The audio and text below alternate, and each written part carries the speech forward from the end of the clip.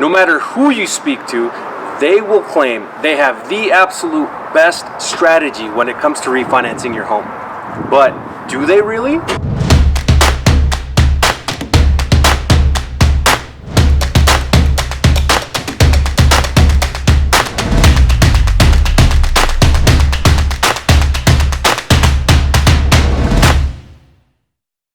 With interest rates as historically low as they currently are, what's at the forefront of everybody's mind is, should I consider refinancing my home?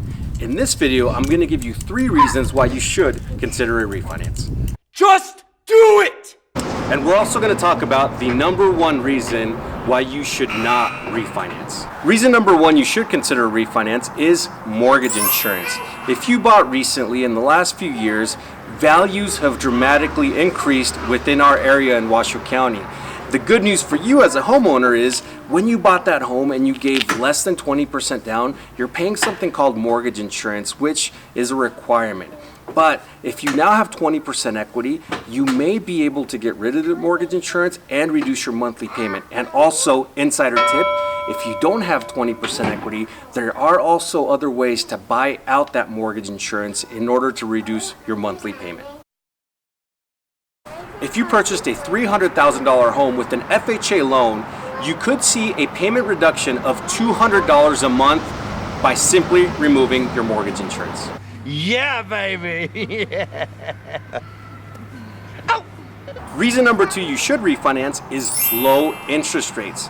Our economy goes through cycles and interest rates go up and they go down. And at the current moment, interest rates are down, which means if you bought in the last 24 months, chances are you could be at an interest rate over 5%. And for the first time in the last few years, we're seeing interest rates below 4%.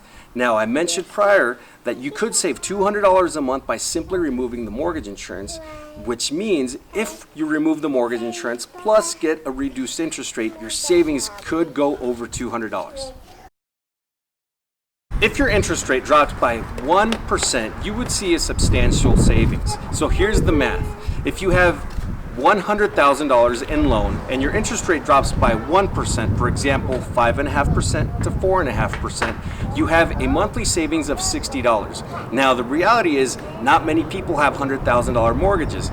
Realistically, in our market, you probably have a $300,000 mortgage, which means by a 1% drop, your monthly savings is $180 a month in less interest paid.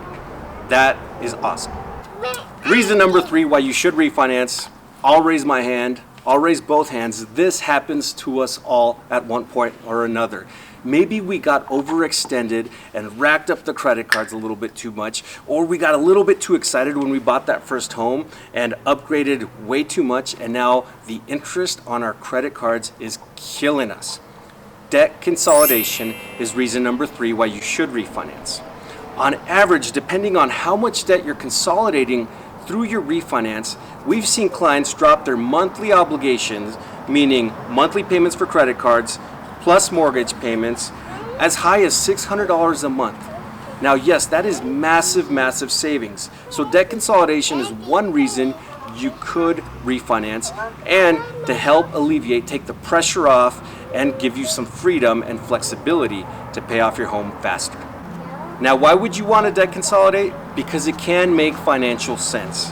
It is much better to pay 4%, 3.875% on a mortgage versus a 12, 13, or 14% interest on consumer debt. Now let's talk about the number 1 reason you should not refinance, and that is not having the right strategy. Let me tell you a story. I had a client a year ago that went and talked to someone. Their payment was being reduced by $300 a month. Hey, that's pretty dang significant. If you give me $300, I'm going to be pretty excited. However, he had already been paying on his mortgage 15 years. That means he only had 15 years left to pay the home off completely. So when he was looking at refinancing, he was being offered a brand new 30-year loan. Now, the question we have to ask ourselves is, what am I going to do with this home? So his goal was, I want to keep this home, I want to pay it off and never have a mortgage again, which is a great goal. However, his actions the refinance he was walking into was going to set him back another 30 years, which means now he's not going to pay off the home for 45 years. Does that make sense? So not having the right strategy can be really, really, really bad. So what we ended up doing for him is we still did the refinance. We dropped his payment, but we did not give away those 15 years he's paid. We set him up on a brand new 15-year loan at a low interest rate. That way, he was able to cut the term of his loan and not set himself back. So the number one reason not to refinance is not having the right strategy. So here's a personal example of how I used a refinance strategically to help my family and I. So in 2011, I bought a property, gave the minimum down payment, and had mortgage insurance. By September of 2014, with the combination of what I paid down plus appreciation, I now had enough equity to remove the mortgage insurance. However, I mentioned strategy, and my strategy for this home was, yes, I like this home, but this is not my forever home. This is the home that I want to help me go to the next home. So what I ended up doing is in 2014, I refinanced, and I did pull out about $20,000 worth of equity. So I removed the mortgage insurance, did a cash out refinance, pulled out $20,000 strategically, and I started a brand new 30-year loan. Now you might ask yourself, wait a minute, dummy. You had already paid 3 years and you just got yourself into another 30-year mortgage? That doesn't make sense. Well, here's why it did make sense to me. Again, it connects with my strategy. My goal was not to pay that home off.